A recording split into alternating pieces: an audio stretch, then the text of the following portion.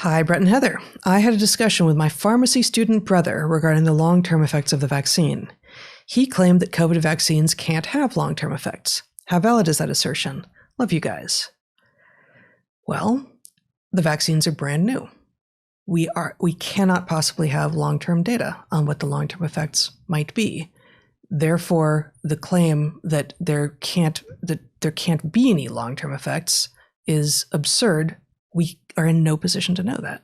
Right. In fact, I have no idea what logic would even begin. You just can't get there. Right. I mean, the fact is, different vaccines have different effects, and the very fact that this one interacts with the immune system. Let's put it this way. I mean, broccoli has long-term effects. No, I think we can do even better than that.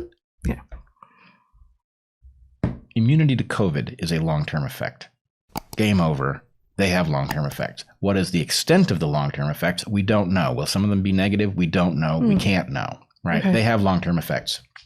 One of the long-term effects. I mean, that may just be a shortening of it to fit in the character limit.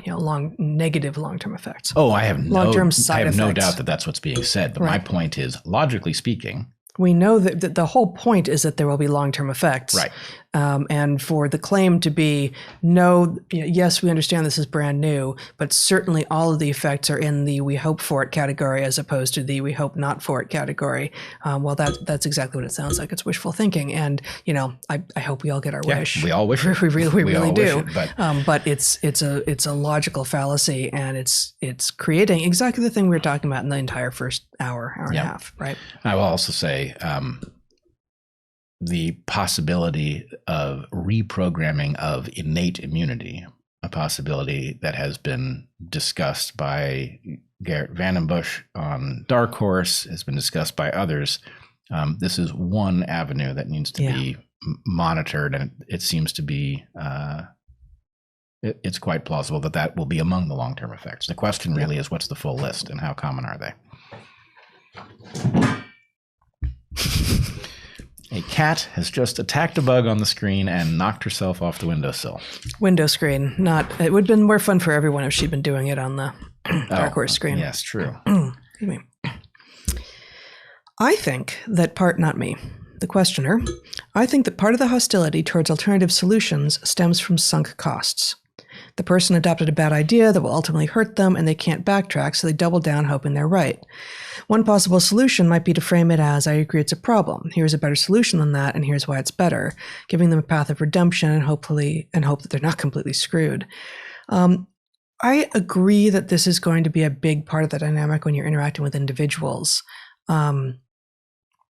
But the hostility towards alternative solutions was created by a bigger system. And part of what we're trying to do is figure out not just how to engage people who come at us with, how could you be possibly talking about an alternative treatment as opposed to vaccines, but how did we end up here? How did we end up in a situation a year on after a viable treatment was there was testimony before Congress about ivermectin as a viable treatment, and you're still not allowed to talk about it.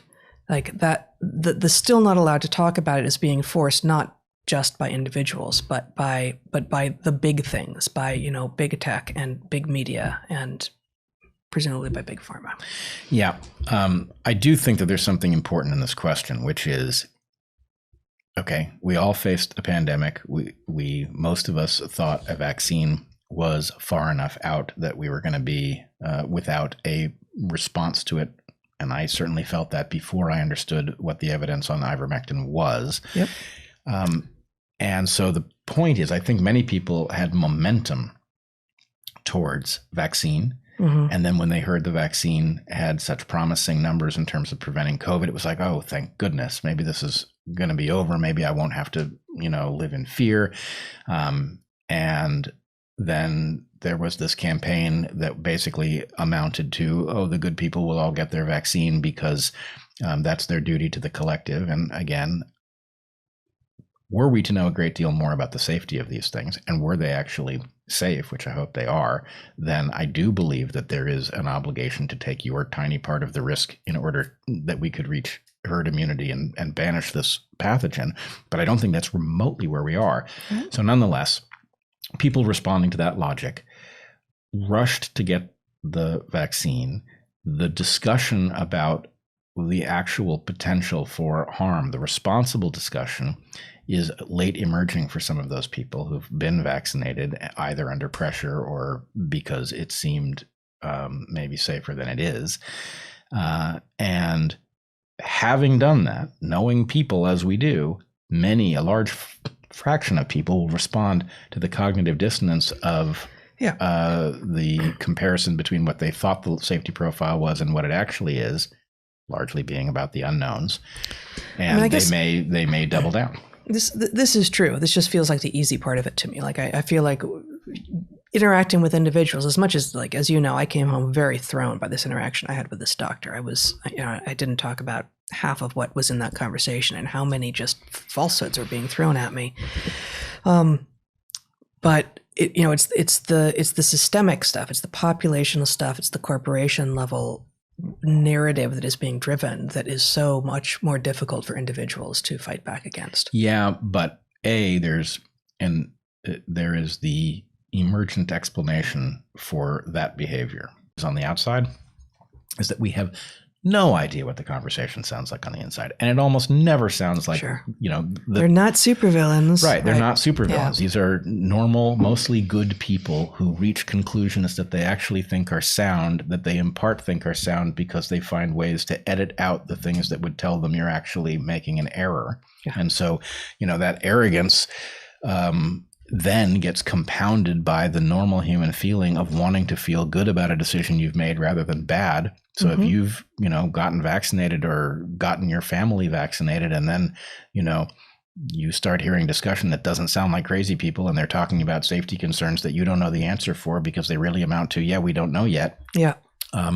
It may well cause people to try to shut down discussion, in part because they don't want to keep being reminded that they have now taken something and they're not going to know. Yep. For a long time.